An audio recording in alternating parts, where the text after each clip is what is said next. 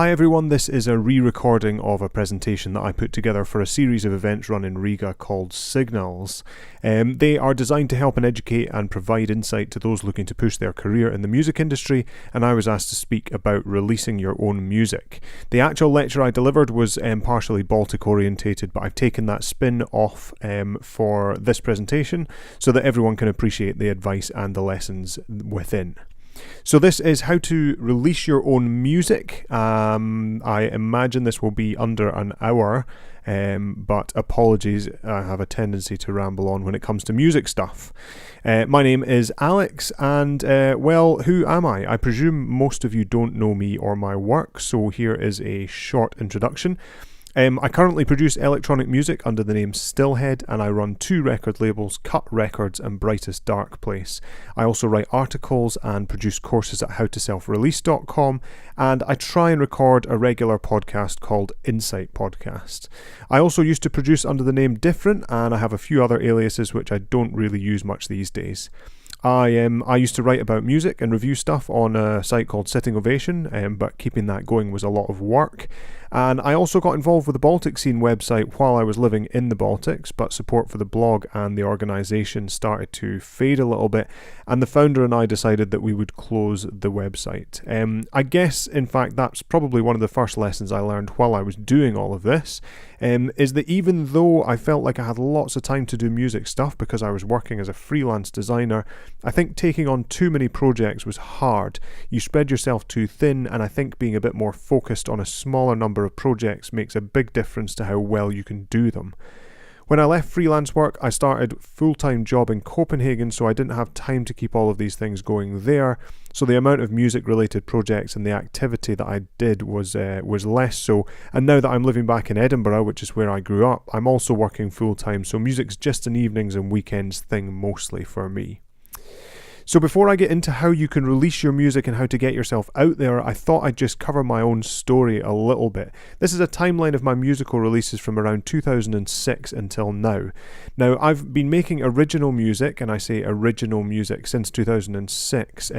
When I say original, I mean not just doing sort of mashups of vocals and instrumentals from other artists, and not really just doing unofficial remixes. What I mean is using my own sounds, ideas and samples, and writing music that I can release legally without needing permission from the original artists, which some small-time bedroom producer with no fan base wouldn't have got back then anyway. First thing to note is that it was almost 3 years of making music before I got my first release on a very small label. Success isn't going to happen right away, and your first tracks won't always get released, but that's okay. But after my first release on someone else's label, I realised that if they could release my music, then I could release it too. So I quickly started Dub Records, which was really just a name for a collective of artists, and I put out 3 EPs of my own music, and the green dots there on the graph are self-released, the darker dots are released with other labels. So I thought if I could put my own music out there, I could probably do that for other people, so I tried to find some similar artists, and I built this small community around the Dub label, offering them the ability to get some music out there. And I think I'd signed up directly with a few stores, Juno Download, Digital Tunes, and maybe one or two more. But back then, a sort of digital distributor like DistroKid or TuneCore was a lot harder to find and actually quite expensive. So while trying to source a distribution deal for that label, Dub, and I can talk a little bit about distribution later, one of the guys I spoke to offered me an album release on his new label. He ran a distribution warehouse but also ran a few labels out of there. So he wanted to make this double CD with remixes and 4 vinyl EPs to go with it. Now, he took a big chance on my stuff, but I think that was really fitting with the rise of dubstep and the deeper dubstep at the time. And I was doing this deeper stuff, and I think he felt like there was a market for it. Plus, it was also new to him. He'd only done kind of heavier, wobbly bassline stuff in the past. I put out 2 more EPs with his label in 2011 and 2012, but after that I kind of realised that I should be releasing my own music, really. So that label was called On The Edge. The guy who runs it also runs Deepheads, and if any of you are into your deep dubstep and bass stuff, he also ran Smoking Sessions, which released a lot of Synchro's early work, and DJ Rum. So my second album was the first release that I was really happy with late in 2012. And that was crowdfunded to make sure that I could afford to release on CD and vinyl. I'd finished the album a whole year before it was released, but the process took a long time. And again, I can cover the process of releasing later. Just after I moved to Latvia, I released 2 more albums myself, just online, digitally, nothing wild, before I actually stopped the Ecodub label and changed my name from Different to Stillhead. I wanted to leave some of those old Different releases behind. Some weren't good enough, some were difficult to remove from stores, and I wanted a fresh start. I was kind of sick of telling people the name and having to spell it and them not understanding. So I started a new label called Brightest Dark Place for my Stillhead releases, and I put out a vinyl EP at the end of 2014 to launch the label and my new alias. Since then, I have released less often because I'm very careful about what I release now. In the 4 years since then, I've released 5 EPs and 2 albums, which might sound like a lot, but 3 of those EPs were just released at the end of last year, so it's definitely been less frequently than it was in the past. So I think the key things to note here are, before I did too much self-releasing, I also put stuff out with other labels to help build my profile a little bit. Now this is good if you're comfortable with your music and you're happy to give up control in exchange for more listeners. As I mentioned before, it took almost 3 years to get my first release, so things don't happen fast in the music industry. It took another 4 years before I released something that I was truly happy with. Now this is partly my fault, but you have to get confident with your own music and not rush to release things that you'll regret in a few years' time. And it wasn't until 2 years after that album that I was happy with, that I really felt like I'd found my own style and my own sound. So even after I had a release that I had liked, it took me some time to get to this Stillhead sound that I was confident with. So that was almost 9 years before I got to a point where I was able to sit down and make a track that I was super happy with and wanted to release. And I think that's important to remember. The whole concept of an overnight success or someone who gets really big really quickly, I think is mostly untrue. I think for 99% of artists, this is going to be a marathon and not a sprint. You will also notice that the first album I did as Stillhead, which was called Iceberg, was released on another label. And for me, this wasn't necessarily ideal. They put it out on vinyl, which was great, and the release has been wonderful. But the process for me was quite difficult because I feel like I lost a little bit of control over what was happening with the release, and I kind of feel that I wanted to release it myself, and actually what I should have done was probably saved and worked on that and released it myself to fit in with all the other Stillhead releases that I've done since. The other frustrating thing with my music is the first album I released way back in 2009, in fact I'd finished it long before that, Metafiction, is an album that people still talk to me about, and lots of people really loved that album, and I'm sort of trying to move on and develop my sound, but it seems like a lot of people are going back to my older stuff. So remember that when you release music, even if it doesn't seem like a big deal at the time, it might become a big deal, and it's really, really hard to get an album back once it's been released. The other thing to note here is that it doesn't matter where in the world you are, it's still possible to release music on whatever format you want and to get it out there. Okay, so moving on, I'll cover a few things for you, and I will try and go into as much detail as I can, but there is going to be a lot of stuff here, so I won't be able to speak about absolutely everything to do with music. If you have specific questions, you are more than welcome to comment on this video, or you can email me. You can sign up at howtoselfrelease.com and reply to the emails that you get sent. Just write those questions down and I'll do my best to answer them. So first, I'll cover how releases happen. What's the actual process for most regular music releases? I'll talk a bit about your own music, if you're a musician or a producer, and how you can improve that music. I'll discuss the differences between putting your own music out there and putting it out there on other people's labels.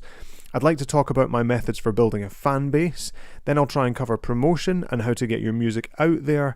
And I want to speak specifically about remixes and also about email lists. And I can also try and cover some information about budgets and money. And hopefully that will give you a good understanding and maybe some inspiration to be able to either handle it yourself or take your own productions that little bit further.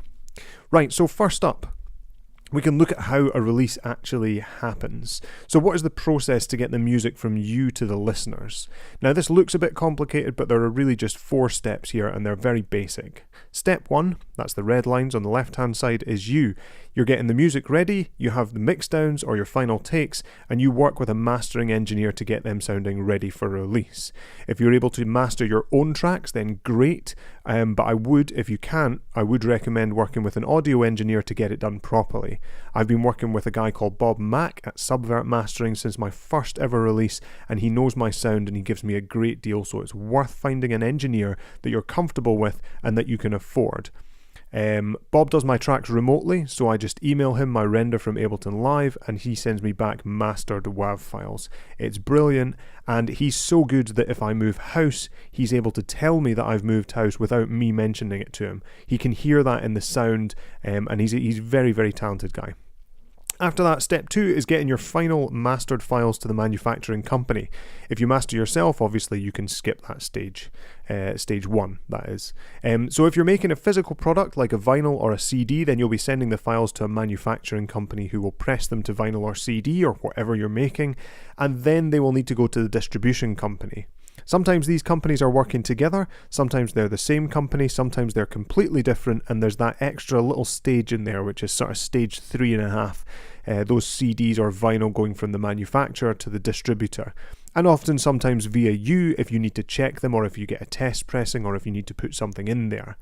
Now obviously this, when I did this presentation, this very much depends on where you are in the world, and the logistics of getting things pressed and distributed are different if you are, say, in Russia and you want to release in America, or the other way around. There's a little bit more to it than this diagram might suggest, but ultimately we're assuming that you're living in one country, releasing in that country for the time being, and then you can branch out from there. And it's about finding distributors and finding manufacturers that you can work with remotely. So that distributor is stage 4 here, is the distributor then sells your releases to stores, and the record stores and CD shops will buy a number of that product and sell it to customers. This is this is something I learned relatively recently, is that actually the distributor doesn't just send X amount of copies to every store. Those stores have to be convinced to buy that product, and as a result the distributor needs to get hold of some promotional material in order to help sell that release to the stores. Otherwise the stores don't buy any, and then the customers don't even know your release exists. Generally, any that the stores don't sell will get sent back to the distributor, and then the distributor will hold on to these and then either send them back to you or hold on to them if they're still selling a certain amount. If the release is digital only, then obviously the distributor doesn't normally need to sell the music to stores. It just automatically uploads it to the platforms like Spotify and iTunes, and they can live on those platforms for as long as they need, waiting to be bought or streamed. So for digital releases, this is probably a bit more accurate. Mastering is more likely to be your own downloaded copy of Isotope Ozone, or a cheap website that does automatic mastering like Lander, both of which, in my opinion, are not the best ideas, but that is entirely up to you. But remote mastering engineer is a good shout, someone like Bob, who might cost a little bit more but will be much better quality. This is my opinion, and so you may find that differs. Then the final files will go to a distributor or an aggregator, who then sends them to the digital platforms and streaming platforms automatically for people to buy or stream. For some people, it can also even be as quick as this, where the artist finishes a track, puts it straight onto Bandcamp, and then people stream and buy it directly. The problem with this method is that you need to have good quality mastered music first, so that stage 1 needs to be there unless you're not interested in the quality of the sound. And more importantly, you need an audience to come and find you. And without any presence on many of the other stores on streaming platforms, you're only relying on one store's visitors to bring you sales. Bandcamp is good, and tagging in their categories make things a bit easier, but you really can't rely on that to sell your music unless you have lots of people who already know that you're there, or who have bought your music from you on Bandcamp and already get emails about it, and so on. Before we go crazy deep into releasing music, the one thing that people don't really tell you is that you need to be talented. I think these days it's very easy for anybody to get production software or a guitar and put together some rough tunes, and I think people have this expectation that they are owed some sort of success just because they can get their music onto Spotify. It's easy to get your music onto Spotify and iTunes once you know how to do it, but putting it there won't bring you success or money. 2 years ago, there were about 4 million songs on Spotify that hadn't even been played once. I think it's important to realise that before you start releasing music, that music needs to be good enough. You need to find ways to make sure your music is good enough to release. So these are some ways that I use. You can take your track and put it into a mix with tracks that you like. Does it sound okay? How does it feel when your track comes in? When you finish a track, don't rush to release it. Put it in a folder and listen to it tomorrow, then next week, then in a month. When you come back to it, does it still sound as good as when you just finished it?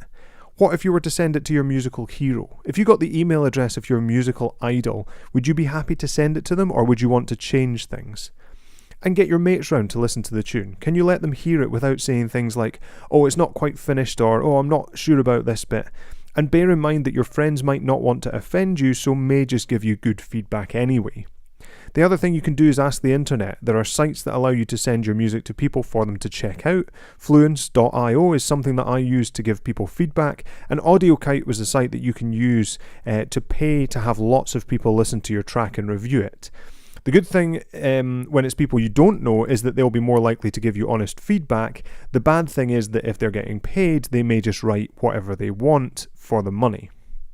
The main thing though is that really, in order to expect any sort of level of success from your music, it helps if you've spent the time learning about your instrument or practicing.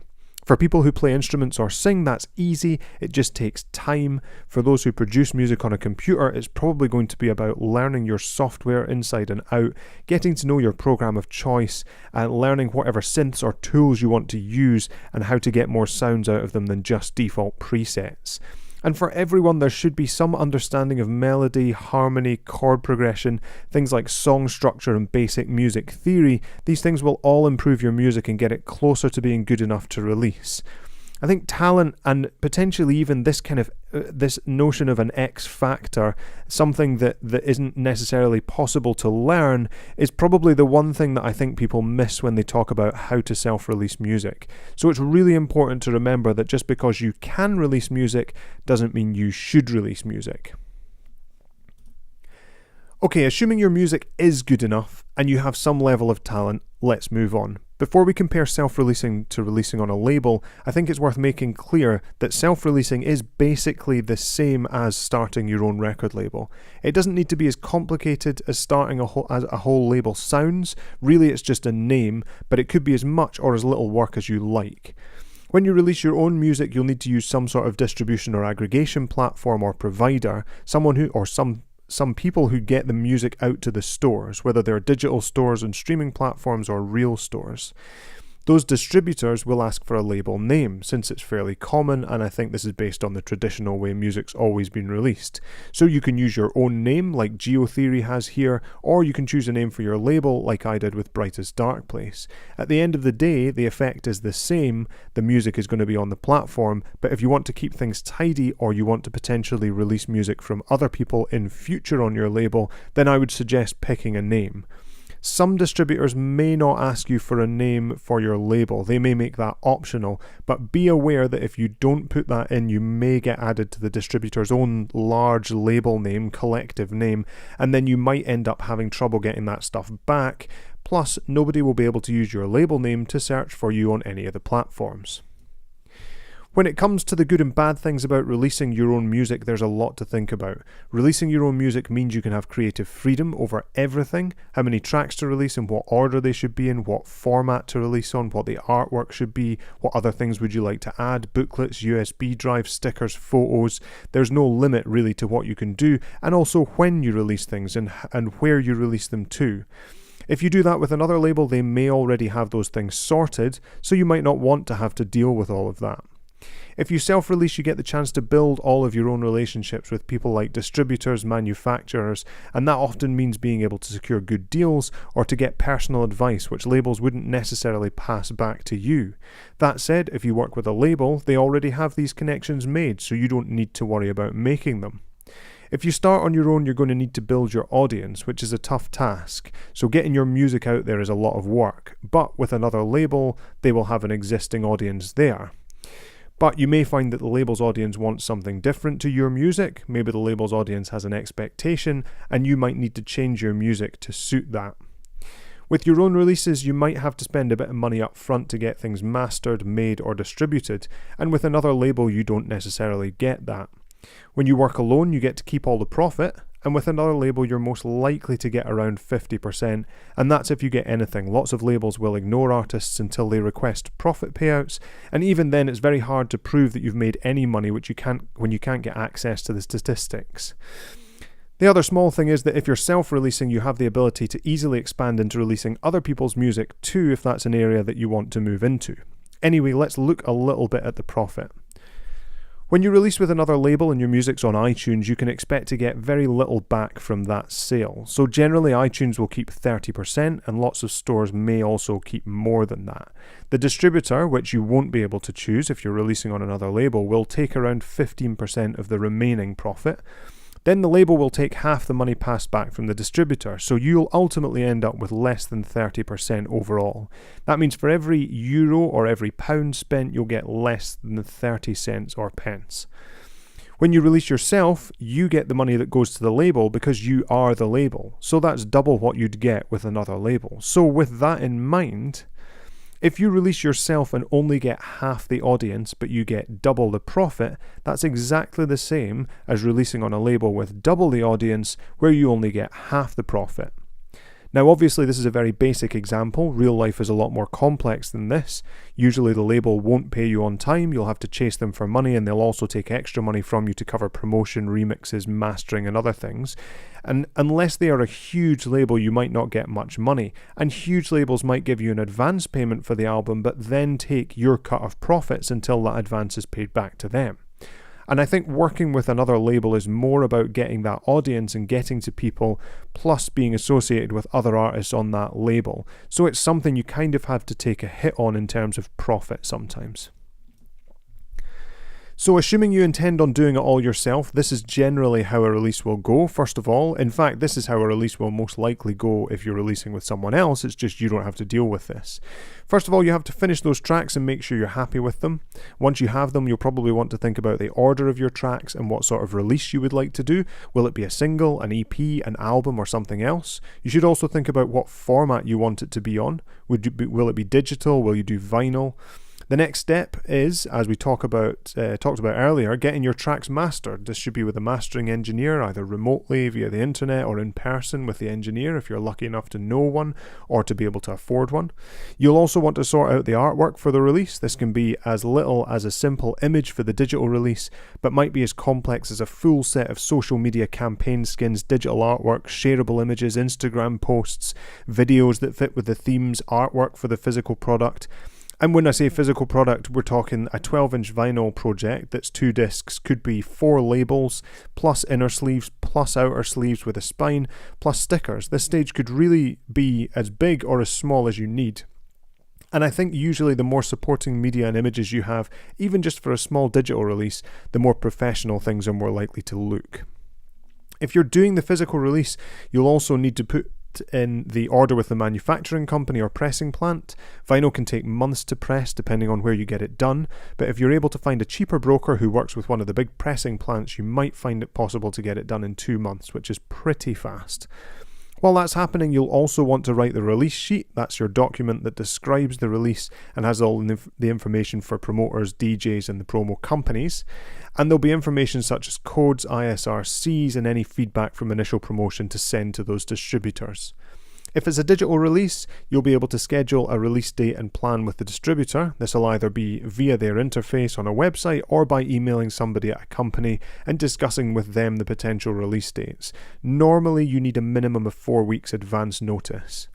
If it's a physical release, you'll have to get the items sent to the distributor, and they often need 6 to 8 weeks advance notice for that sort of thing, so that they can manage the storage and shipping, as well as promotion of your release to the stores that they work with. At the same time, you'll also want to be doing promotion or speaking to PR companies about promotion. I recommend 2 to 3 months for promotion, but it's possible to do it in 4 weeks if you're working hard. Normally, though, PR companies like to have lots of time to prepare, and the earlier they can get the information to magazines and blogs, the higher chance you have of getting placed or getting a guest mix or some sort of feature or review. After all that, if you're still alive, the release will go out, you'll have your final push, and then you can relax a little bit. I should add that I think this is pretty normal for the industry, so things take time as I mentioned before, and a whole campaign and process from start to finish is really rarely shorter than 2 months, and sometimes it takes a year or so for music to be released, especially if there are things like remixes or compilations to sort out. This was something I put together for one of the courses on the How to Self-Release website, but basically it gives you a good idea of how the 2 to 3 months leading up to your release date might go. Now, traditionally, all of the promo happens before the release date. This is because normally you send your promotion results and reports to your regular distribution company, and then they use those quotes from DJs and feedback to sell your release to the record stores, who then buy the releases from distribution to sell to their customers. But more and more these days, I'm starting to get the music out there much earlier in the process, so that when I do any promotion, people can get access to the music right away if they like it. But I'm still trying to work out if that's a good way to do it or not, so if you have any opinions on that, please do comment or email me. The diagram here assumes you're doing promo first though. Basically, your first month is preparation and relationship building. Making sure that you have the right contacts and people to email or to speak to is really important, and without that stage you'll find it very hard to do any promotion yourself. The second month is about previews, clips, and starting to mention things on social media, starting to build that buzz a little bit. The third month is where you step up the promotion, you update social skins, cover art, you give away free tracks, put up videos if you have them, remind journalists, push to radio producers and DJs, and collect up any feedback that you've got already and use that to push things in the last 4 weeks before the release. It's going to be different for everyone, of course, depending on your approach, but this was a rough general guide that I put together, and it's still available as part of the Successful Self-Releasing course on howtoselfrelease.com.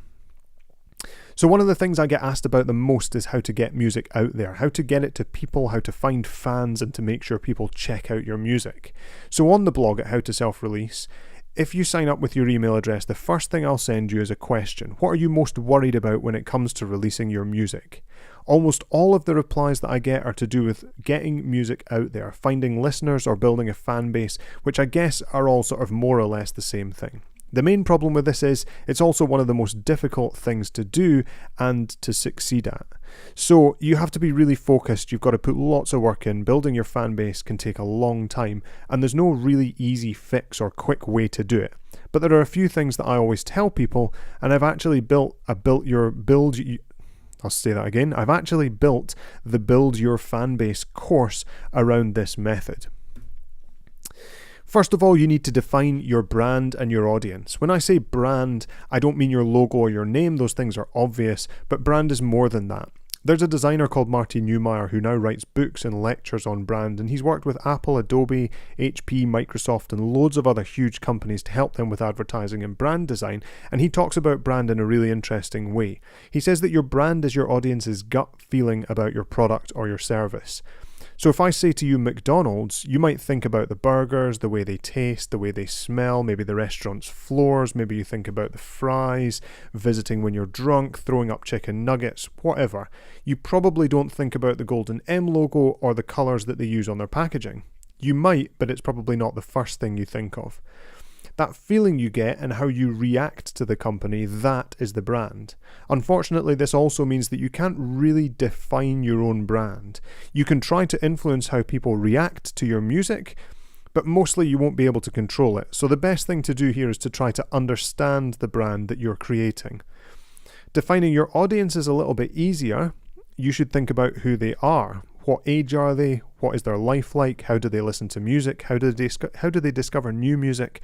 What music is on their phone? Do they have kids? Do they go out and party? Do they stay at home? Do they like to listen quietly or loud? The more you can find out about and define about your audience, the better you'll be able to understand them. As an example, I can tell you a little bit about my audience for Stillhead. Now, this is all from Spotify data. If you have music on Spotify, you should make sure to sign up for Spotify for Artists, as it's all very useful. So this is for the last 28 days, or it was when I made the presentation last week. Although actually I don't see this change too much over time. There's a little bit of fluctuation, but ultimately the trends are all very similar. So my audience is mostly male, but about 1 in 5 are female. They mostly fall between 23 and 44, with 1 in 3 of them being between 28 and 34. I get most listeners in the USA and the UK, followed by Germany, and then after that the countries sometimes change around. Different was crazy popular in New Zealand for some time. Stillhead seems to have Argentina and Poland up next. My listeners also listen to ASC, Congi, my other alias Different, Synchro, Rumpistol, Martin Non-Static, Pulsar, Sierra, Naibu and Scuba.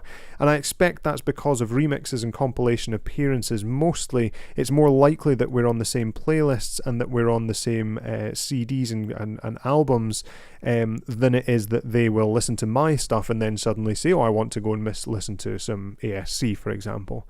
And in the last 28 days, the top cities for listeners have been London, Buenos Aires, Berlin, Warsaw, Amsterdam, and so on. So I can also make some assumptions about my audience to help me target them a little bit more. I'd like to hope that they're less party people and they're more home listeners. I think they prefer deeper music and probably not so much of the crazy dance floor stuff. And based on location, I expect they have relatively good internet connections. And of course, all of the people that we're talking about here use Spotify. There will be other people who enjoy my stuff that use other methods to listen. The point is here that I can define my audience a bit more and start to build up a picture of who they are and what their habits are. Now, if you can define your audience, then you can start to understand where they're going to go for new music. How do they discover recommendations? Is it just Spotify playlists? Is it mixes? Where do they find those mixes? What about recommendations from friends, from blogs, from forums, maybe Reddit, Facebook groups, the radio, and so on? There are a huge range of ways that they'll discover new music and an equally big range of places they go online for both music and socializing. What you want to do here is find ways to get your music in front of them in the right place and in the right context. If they listen to a radio show, can you find out who produces it? Who's the DJ? Can you get in touch with them? If they read a blog regularly, can you speak to the blog owner? Can you start commenting on things? Can you get involved with that community? If they use a Facebook group, can you get involved? Can you join in with discussions? Maybe suggest stuff that you like as well as your own music? If they listen to playlists, then maybe you should start looking at ways to get on the right playlists. Now, my method for that is to look at the about person So you pick an artist that's similar to you, check the about and find out what playlist they were discovered on. You can try and get in touch with the playlist owner by searching for their name on other social networks, and hopefully you can get in touch with them and start to work with them on recommending things. Now, this technique has worked for me in the past, so there's no reason why it can't work for you. But this should start to give you some new ideas about how to get music to the right people. It should change the way that you think about finding your listeners. And once you've found them and caught their attention, then the next step, and this is probably the most important step, is to actually entice them to listen to your music. Offering free music is a really good way to do this. I give away loads of stuff on my Stillhead website. I do this and I ask them to put in their email address, and in exchange I give them free releases, remixes, tutorials, videos, mixes, sample packs and loads more. When you have them on an email list, you can start to build their trust, start to speak with them directly, and slowly build a loyal following via email. This also works with social, if you've got the patience to keep it up with people on places like Facebook, but I'll talk a little bit more about how much of a shit show social media is shortly. The key thing here is keeping them up to date and being polite. So this is the overall model for building your fan base. Of course, there are specifics about how to target various places like radio producers and blogs, but that would end up being a whole other presentation of material just for those, and you can find all that information in the Successful Self-Releasing course that I have. Basically, the key is being able to understand who you are, how you look to your audience, and then understand your audience and getting to know them better. The other thing you need to be doing is making more music. Making one album, then spending the rest of your time building your fan base is going to be piss in the ocean or farting in the wind. You're not going to be noticed. You need to keep releasing music. A steady stream of good quality music will be useful. This means whenever someone does discover your music, they can go back and check all of your back catalogue and really immerse themselves in it. The more you release, the better you're going to get. So this is only going to improve your skills as a musician or a producer. And the more music that you make, the more chance you have of being discovered. People seem to think that if they put out a couple of tracks that success is suddenly going to appear from nowhere. I don't think that really happens very often. It's more common for an artist to be discovered on their career. I googled really quickly this week and found out that LCD Sound System, Andrea Bocelli and Blondie didn't make it big until their third album. Matt Nathanson didn't make it big until after 7 albums, and Leonard Cohen was releasing music for 17 years before he released his big hit Hallelujah. A really good way to attract new fans and target fans of other artists is to think about remixes and cover versions. For some people, remixes are going to be more appropriate. And when I say remixes, I'm talking about you doing a remix of another artist or someone else doing a remix of your track. And when I say cover versions, I'm talking more to those who play an instrument, since remixes are probably less common. And being able to cover another artist's song or a popular song can be useful, or if you can get another band to cover your track, which is less common but probably also very useful. I know less about how well that technique works these days because I'm primarily an electronic musician, but I still see people doing very well on YouTube and Vimeo with cover versions, and it's definitely easier to license tracks to cover nowadays than it used to be. For those looking to do remixes, the first problem you're going to have is who or what to remix. It could be a popular song you love, it may be a classic track from your genre, or it might be a completely different genre done in your own style. It could be an artist similar to you though, where you do an unofficial remix and hope that fans of that artist will like it enough to check your own work. Way back when I started making dubstep, I did this silly remix of Dead Prez's track Hip Hop, and I actually released it on all the pirate torrent networks and SoulSeek and places like that, because I knew that it would be a good way to spread it quickly, and I made it free to download from my website and I think my MySpace. It actually ended up getting my name out way more than I expected. More recently, when I switched the name to Stillhead, I put together a remix of Massive Attack's Teardrop, and it ended up doing really well. And you can see this month it was at over 44,000 plays, and people are still liking and downloading the track today. The SoundCloud track was hooked up to a download gate at HypeEdit, so people were reposting and liking it, although it was also possible to get it free from my site, and it ended up getting me thousands of followers on SoundCloud. I know a few DJs who are also still playing it in their sets.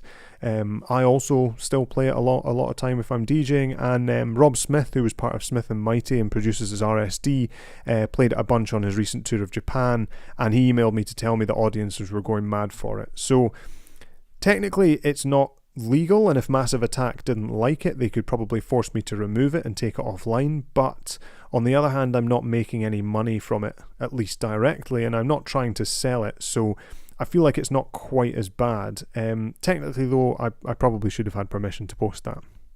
For those wondering about parts for the remix, generally you'll need to look pretty hard for stems and individual tracks or vocals to remix. Some acapellas are easy to find, but things like remix parts are a little bit harder. I've been collecting them for years because I used to do mashups, so I had the acapella for Massive Attack already. But a good place to look is remix competitions. Often bigger artists will run them and you can grab and keep the parts even if you don't participate in the competition. Technically, they'll ask you to remove them or you're not allowed to use them beyond the competition, but of course it is a way to get the parts. Machine Drum recently ran a remix competition which I was able to get second place in, so those competitions can also be a good source of fans. As for getting others to remix you, that is kind of easier. It costs much more, but if you pick the right artist and they're interested, it can be a really good way to boost your fan base. It should be said, it's also a really good way to support that artist and appreciate the work that they do, and you should probably feel like they're going to bring something to your release and not just do it for the fans, but nonetheless it can be a good way to boost them. For my first album, Metafiction, we actually approached a few artists who had inspired me to produce in the first place, guys like Synchro, Indigo, Scuba, DJ Mad, Ital Tech, Quantech, and I was lucky that the label was able to pay for those remixes. And at the time the Synchro remix was quite affordable, and I think Scuba was maybe the most expensive one. So because those were names that other people recognised, they may not have known my name, but if they liked the remix, maybe they went on to check my own music after that. And if they saw maybe 2 or 3 remixers they liked on the CD or the vinyl, then maybe they picked up that release. And I think having those remixes really made a difference to the success of that release. I also think that when people see that somebody's remixed your track, they assume in their head that the remixer knows you or is in some way connected to you. So subconsciously it helps build your profile in the head of your audience. The main issue you'll have with getting remixes, apart from money of course, is getting in touch with the artists. And usually for big artists you have to go through agents or managers, and then often you'll pay a little bit more because those people will take a cut. There's also no guarantee that the other producer will like your music, and they might just not want to do remixes at the moment. I've been in touch with other producers fairly recently who have liked the tracks that they want that I asked them to remix, but ultimately felt they'd done either too many remixes or that the scene had got very insular with remixes, so had turned them down. Remixes and covers are essentially a good way to align yourself with other artists, and I think lots of people will discover your music by finding the artists that you've worked with. The other good way to get yourself in the door with labels, producers and more is to actually meet people. Go to conferences, gigs, events, talks and so on, and speak to people. The main thing to be is nice and be polite. Don't be a pest. If people don't want to speak to you or it's awkward, don't stress about it. Just say, nice to meet you, and go elsewhere. Don't just go in talking about your music and what you do. Just have a regular conversation with people. Be friendly, ask them about themselves and their own music or projects, and get to know people. Don't rush into asking for business cards or email addresses. If you get to a point where it makes sense and you're getting on with the person, then you could suggest keeping in touch via email or Facebook or whatever. And once they know your face and name, they're less likely to ignore an email or a friend request that you send them laterally. The other thing you can do is, if you've connected in the past, go to where they are. So I'd been booked for a gig in Manchester years ago, so I was going down anyway, but I messaged a few guys that I knew down there. And because I was in the city, I was able to hang out with them and just build those connections without too much of a time pressure. You could also go to another city for a gig or a short break, find out who's in town, ask them if they fancy a drink or a coffee, and hit up the local record store if there is one, and just ask around. Tallinn Music Week, now this was a little bit specific for the Baltic artists, but actually Tallinn Music Week's a great opportunity to meet people, and I will say many other industry events and showcase festivals are also going to be similar. For me, Tallinn Music Week's been the start of lots of great connections and stories. After seeing the Icelandic producer Tonic Ensemble, I spoke to him at a different venue, kept in touch, and he ended up doing a remix for my latest album. He's now signed to Atom Nation, and he includes my stuff in his remixes, and actually, in his mixes, and actually he built a live set around the remix that he did for me and performed it live, as far as I know, in Iceland and elsewhere. After seeing State of Zoe perform, I spoke to Annalise, and she ended up recording vocals and an amazing video for my first album, and we worked together on remixes, and I'm hoping we'll continue to work together because she has a great voice. I met Tom and Romy at a drum and bass night, and they were working for Hospital and Med School Records. That's them in the picture there. I spent a couple of days with them, and they signed one of my tracks for a Med School compilation a few months later. I also met A Fruit, Anna, in Tallinn that same weekend. She's the girl to the right of that picture, and it turns out that she is connected to Bop. So when Tom put me in touch with Bop about a remix, he'd already heard my music and was happy to do a remix for the album. After he'd remixed my track, I actually met him and Anna randomly in the street at Amsterdam Dance Event, and we met up with Dimitri Newage, and we were all able to hang out for a couple of nights. Tom moved on and was replaced by a couple of guys called Chris at Med School, one who works under the name Dexter and runs different music, and one who works under the name In Perspective and runs In Perspective Records. Both of them also introduced me to Chris Goss, who was part of London Electricity and who helps run Hospital. So I've met 3 of the 4 people called Chris at Hospital now.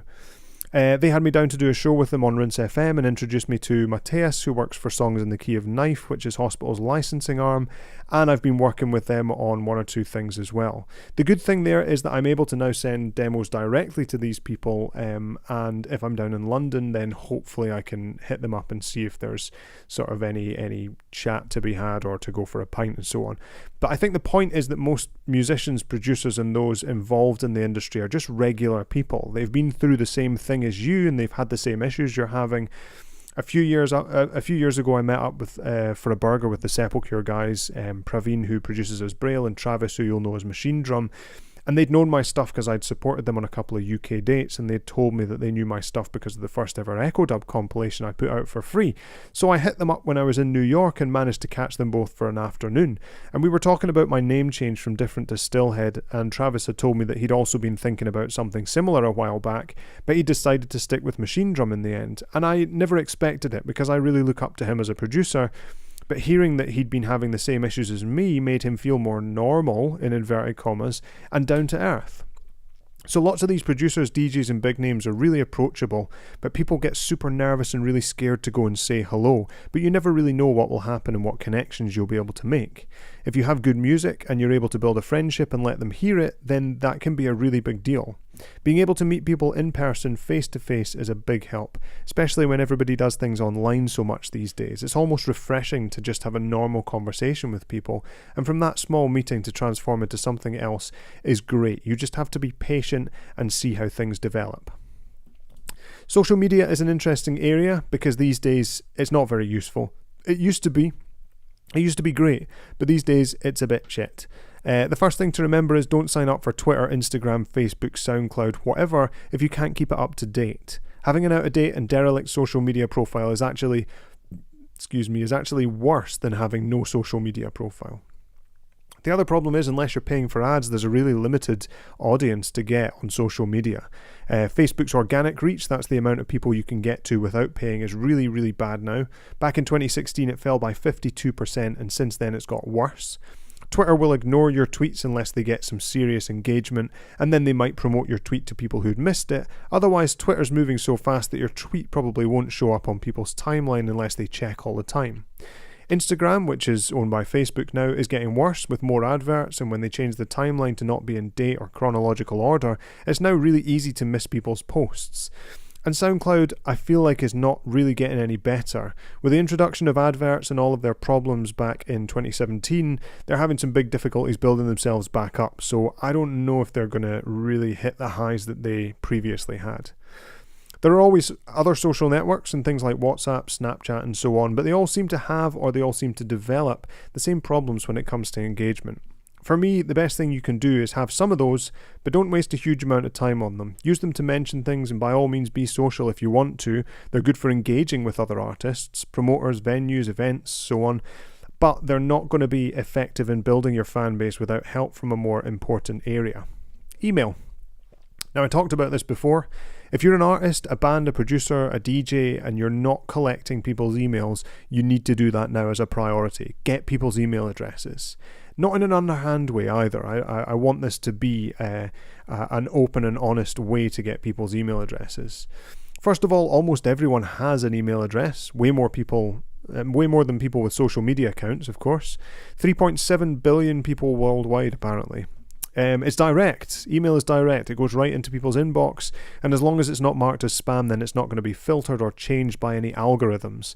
It's also immediate. It happens right away. You send an email, it gets to your recipient. But not only that, but it's marked as not read until they check it out or delete it.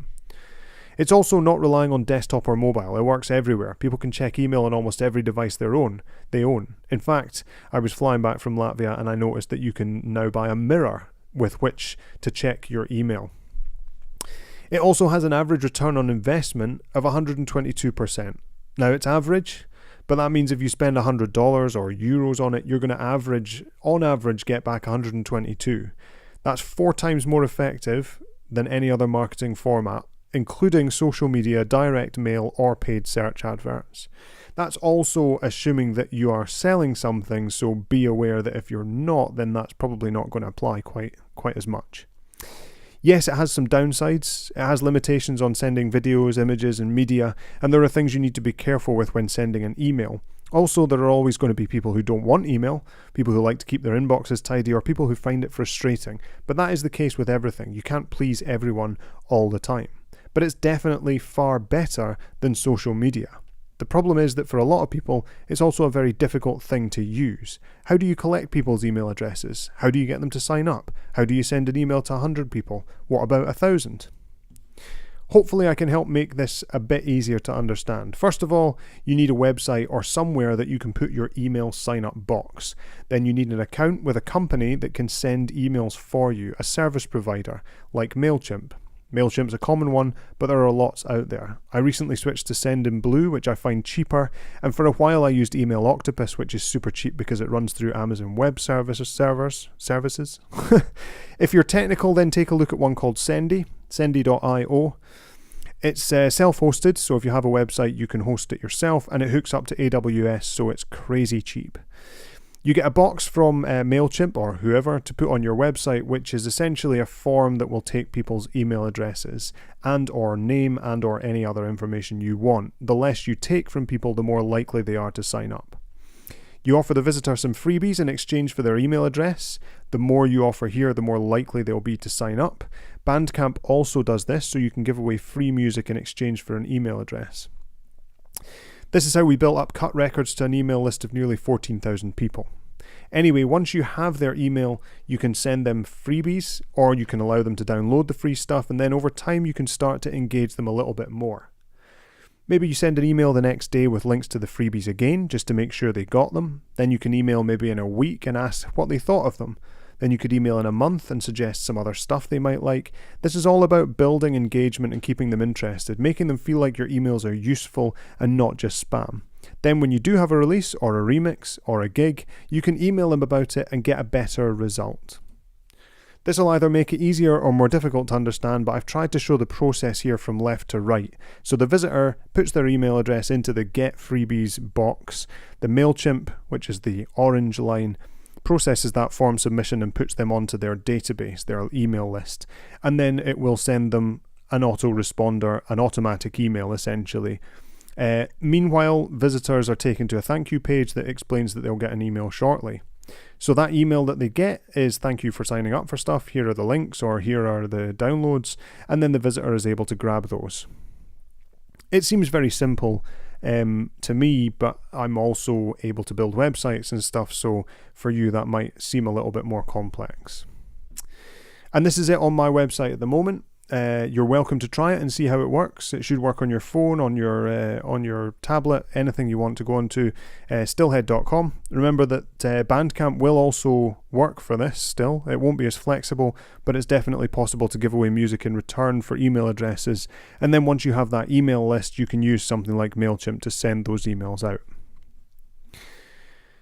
The main issue here now is getting people to sign up to your email. Where do those website visitors come from? So it should be linked and obvious to get to it from all your social media profiles first of all. Anywhere that someone comes into contact with your music should be a mention that they can get free downloads or free music via your website. This can be as simple as text and images, or you can put a preview clip on SoundCloud and direct them to download it via your site.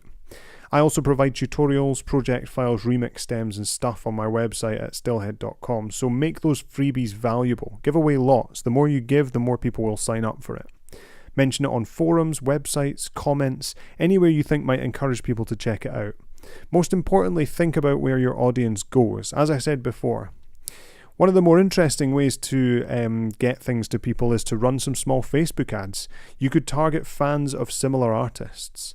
So I know people who like the music from Synchro will probably like my music, so I make an advert on Facebook and I build an audience of people who like Synchro's page. Then I use words to describe my music that might be similar to how they describe Synchro's music. Deep, electronic, cinematic maybe. I also mention free downloads, and let's say I run 5 ads at the same time. Then after a day or two I remove the 3 least effective ones to really focus those ads on the ones that are working.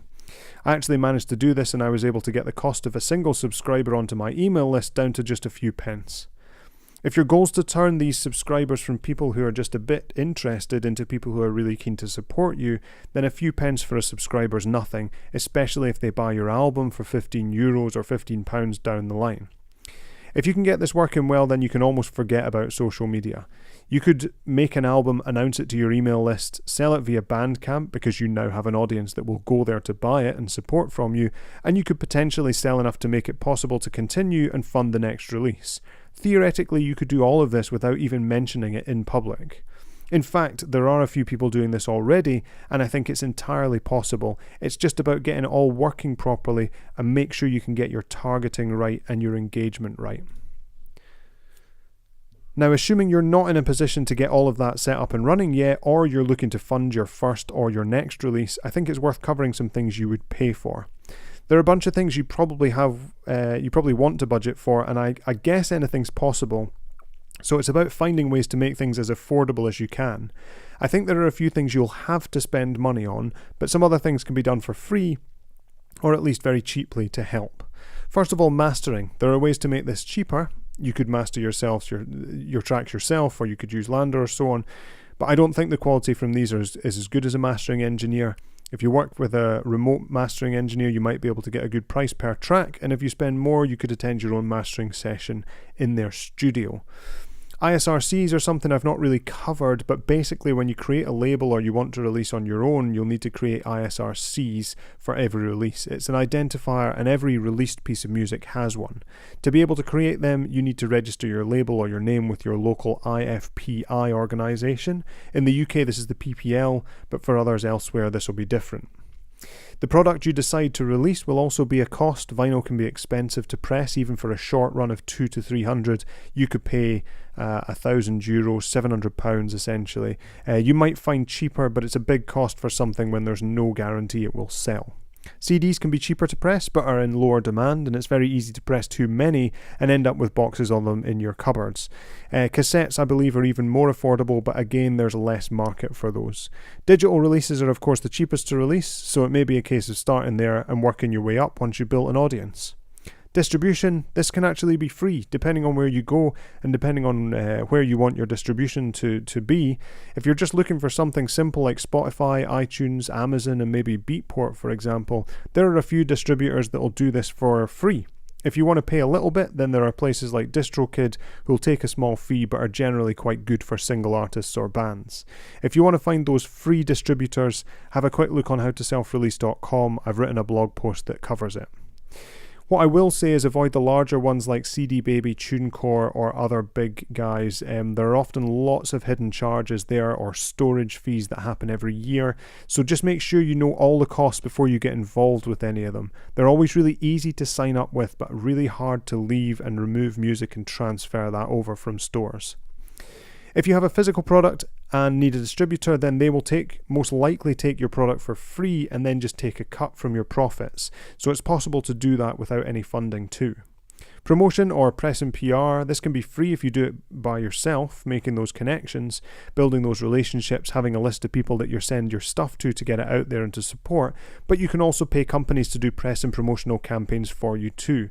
For electric music like house-based dubstep and so on, I use Hype Filter, and I believe they charge in the region of £300 to £400 for a press and promo campaign, and they send your stuff to DJs and producers, try and get you guest mixes, spots on blogs and so on.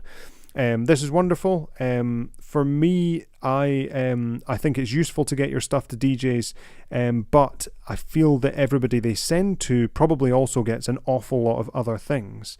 I'm on a few lists to receive music from people like Hype Filter and various other promotional companies, and I get in the region of 10 to 20 emails a day with promo music, and there's never enough time to get through it all, so you just end up picking out the stuff that you either know or is from labels you know. It's just not possible to get through it all. Sometimes a personal email from someone you've spoken to already is going to be a lot more effective. Promo can be more expensive too. I know some labels that use 2 to 3 promo companies and they'll spend hundreds, maybe even thousands on promo. But for me, I don't see a close enough link between spending money on promo and getting money from sales. It's really hard to justify spending £300, £400 on an EP for promotion when you don't sell enough to cover those costs. And then sometimes it's actually easier to do that all yourself. I've actually started doing very little promo with Cut Records because I feel like it affects the sales. I find lots of the people I was sending promo copies and free downloads of releases to were the people who might buy the release anyway. So I stopped, and it's still been fine for us at Cut Records. We still have a good audience for the releases because of the email list. If you're doing vinyl, the biggest cost here will be manufacturing, but the reality is that you can run a label and the only costs you might have to pay are mastering and a little for distribution, and obviously your time. It doesn't have to be crazy expensive. Now, alongside releasing your own music, there are other more effective ways to make money from music. Selling music online is not going to make you enough money to quit your job and go full-time, but combining that with other things might. So if you're thinking about taking music full-time and making it work, it could help to try some of these. Live performance and DJing can become great for making money if you're able to source gigs. For bands, this is harder, of course. You've got the costs of organising tours, you've got to get your equipment there, you've got to arrange all of that yourself. But for producers and DJs, this is a little easier. When I went to the States, I was already there, So I spoke to promoters and DJs that ran parties and told them if they could pay to get me to the city and give me somewhere to stay, I'd do a DJ set for them. And after that, they'd often give me some money for the gig too, so they didn't have to pay to get me across the Atlantic, and it made things much easier for them. I just kept all their details and nights in a spreadsheet and built my own tour. It's always worth finding and speaking to local parties if you're going somewhere, and if not, then pick places that are easy to get to from your city. Are there quick flights to any other cities on a Friday? Check out the parties or events there and offer your services. You should be able to make a bit of money there, and if you have releases out and they know your name, then you should also be able to ask for a fee. Nobody should really be DJing for free. Sample Patch and Patch Packs are great if you're a musician or someone who can build samples for synthesizers. When I was working on some of my albums, I had a lot of unused tracks, loops, riffs, sounds and so on. I collected them together, made them into loops and then put them all together into sample packs, which I was then able to brand and sell via some websites that do that. And I actually still get small payments every month for things that I did years ago now. The same goes for patches. If you know a virtual synthesizer really well, for example Massive by Native Instruments, you can build and save sounds for that and sell these packs. Both patches and samples are really popular with people starting out, so I think there's a big market for them at the moment. Tutorials is another one for helping others. Recording tutorials, helping people out with teaching and doing one-to-one tutoring can actually be quite good for making money. So if you know a bit of software or an instrument well enough, then there are always people looking to learn who could benefit from your expertise. Licensing is something that can be hard to get into, but it's also a great way to make money from your music if you can get into that market. Either you can license your existing tracks to a library and make a small payment from micro-licensing, or you can try to approach music supervisors with your catalogue, and if they place it in a large production, a film, an advert or a series, then you could get a really big payment from that. I know a couple of musicians who are making their living from that, and they only need to do 2 or 3 big licensing agreements every year to have enough to get by. The other thing that will help all of these and more is just building a good strong catalogue of music. The more you make that you're happy with, the more you can release and start to benefit from. I'm not saying make and release loads really quickly, this will take time, but producing and releasing music and building that strong catalogue will slowly build your income, so that if you have one album released and are expecting lots from it, you might be disappointed, but if you've got 5 albums and 10 EPs online and are still working on more in other areas, then you might start to see some good regular payments coming in. When it comes to streaming and selling music, I've found that the big guys like Spotify and iTunes will actually earn you more profit than almost the rest of the others put together. Now, this is January 2019, so I don't know how well or badly this presentation will date in terms of these numbers. This is actually a screenshot from my Emu Bands account, which is, first of all, it's only 4 of my different albums, which have been up there since they were released, except Emotional Response, which went up a few months ago. Emu Bands charges about 50 quid for each release to upload, which is pretty expensive, but there's no recurring fees there. And my different alias has a relatively good following on Spotify, but I think this will be just as true for those with fewer followers and those with thousands even. You can see the profit by contract is actually higher for the Spotify and iTunes contracts. And actually Google Play is doing alright too, and the rest combined don't even come close. Now Forget Everything was a large sort of retrospective compilation, so it's made the most, but it also has way more tracks than all the others. Patience was a little bit of a departure from my regular sound, so I'm not expecting it to make as much, whereas Fading was the album that I was happy with, and Emotional Response has not been up for that long and doesn't have as many tracks, so again it's understandable that it's not made quite as much money. I'd like to finish off by talking about a few lessons that I've learned in the time that I've been making and releasing music. These are things I've learned or things I wish I'd known before I had started. The first tracks you produce will be bad. Don't rush to release. Even if you think they're great at the time, don't rush to release them. You'll regret it. If there's anything tiny that annoys you about them now, it will be 100 times worse when it's been released and around for a year and you get people asking you about it and you need to play it live or you need to support it. Just sit on your music for a while and wait. Live with it, and if you're still happy in 2 or 3 months, then think about it. Otherwise, the tracks you hate the most, the ones you wish you hadn't released, that's going to be your audience's favourite track. If you're not getting signed to a major label like EMI or Sony, or with a big enough independent label with a really strong fan base already there, then you're not going to see any growth in your fan base.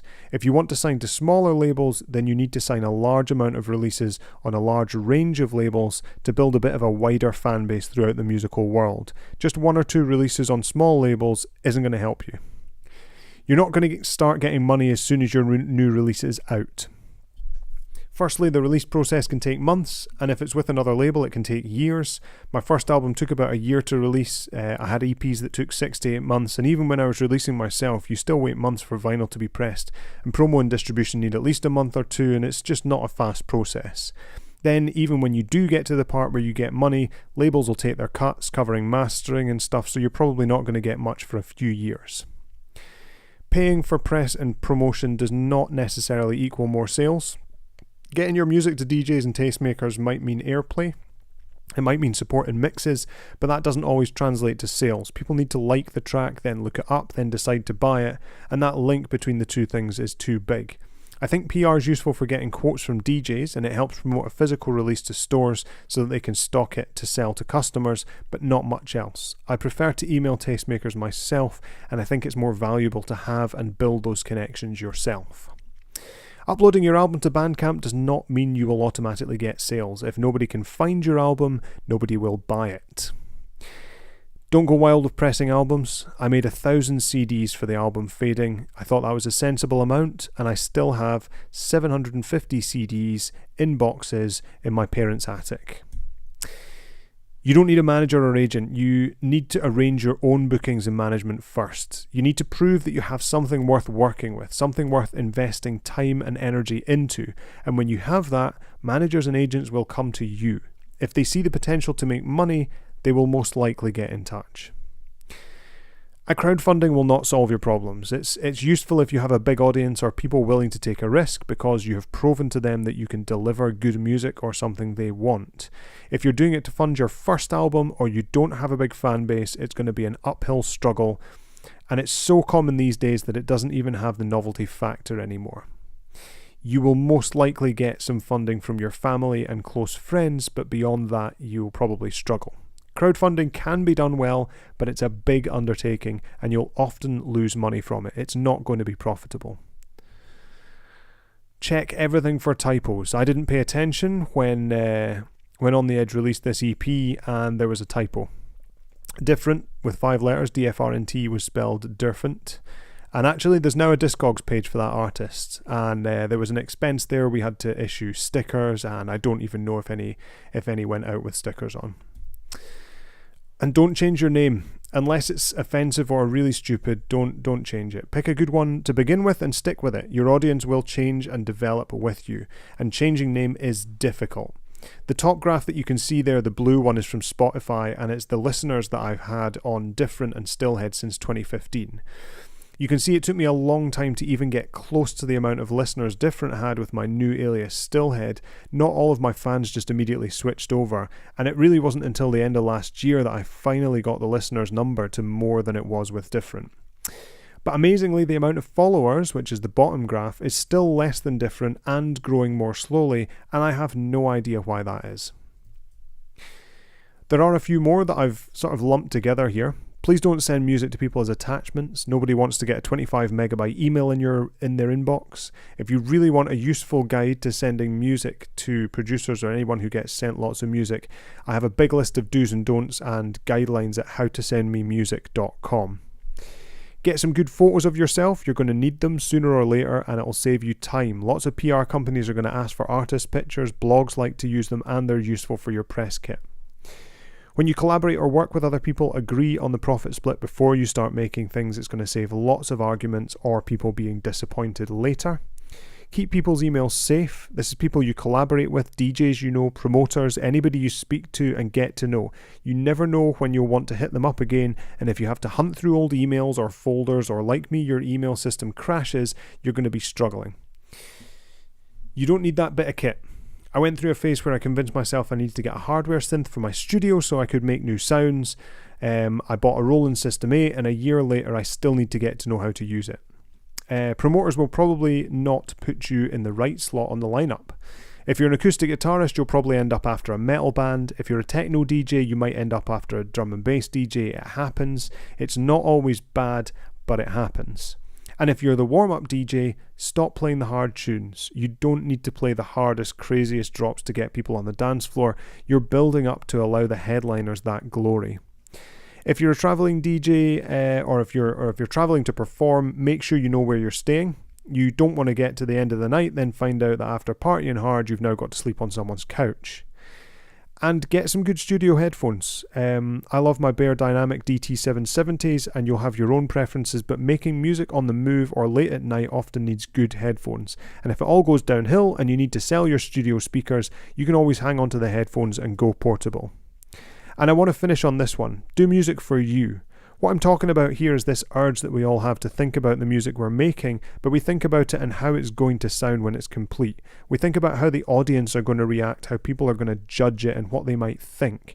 It's really hard not to think about that stuff. It's difficult to ignore your audience, fans, friends, or even other bandmates, but if you can, do it. Make music that you want to hear and get really lost in your own head and your own sounds and do it for yourself. The music you make when you're not doing it to release it, but just doing it to make it, that will end up being some of the best music that you create. Thank you. And you can get more information, speak to me, or sign up for information at howtoselfrelease.com. You can also find me at stillhead.com. My name has been Alex. And yes, thank you very much.